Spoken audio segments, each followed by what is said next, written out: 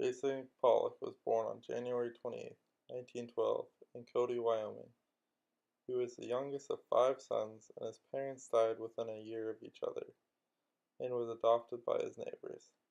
As he grew up, he was expelled from Manual Arts High School and one other high school previously.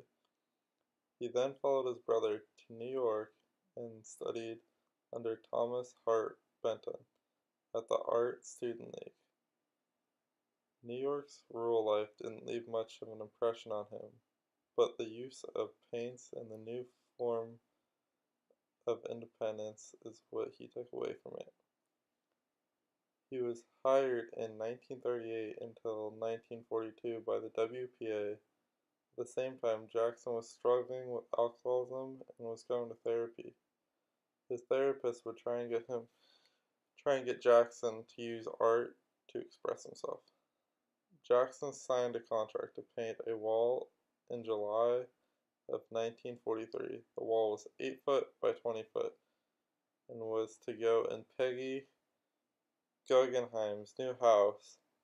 He decided not to paint on the wall, and instead he painted on a canvas on the ground. He called it Mural, and when it was debuted, people loved it.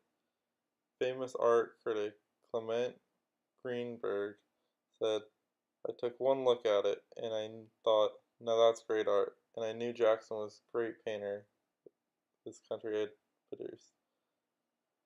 Jackson met Lee Krager in 1942, and they got married in 1945. They moved out of the city to the Springs in the East Hamptons and Long Island. They bought a house and a barn, and Pollock turned the barn into his studio. This barn would become the headquarters of Pollock's drip period.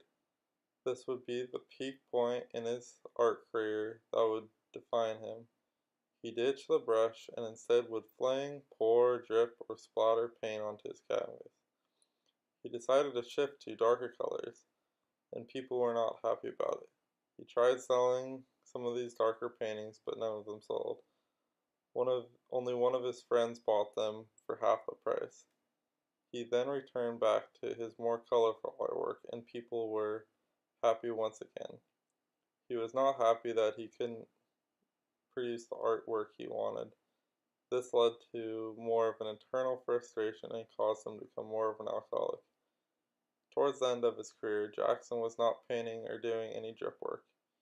He was making sculptures at Tony Smith's home. They were constructed of wire, gauze, and plaster. These sculptures were very similar to his paintings in that they were both heavily textured.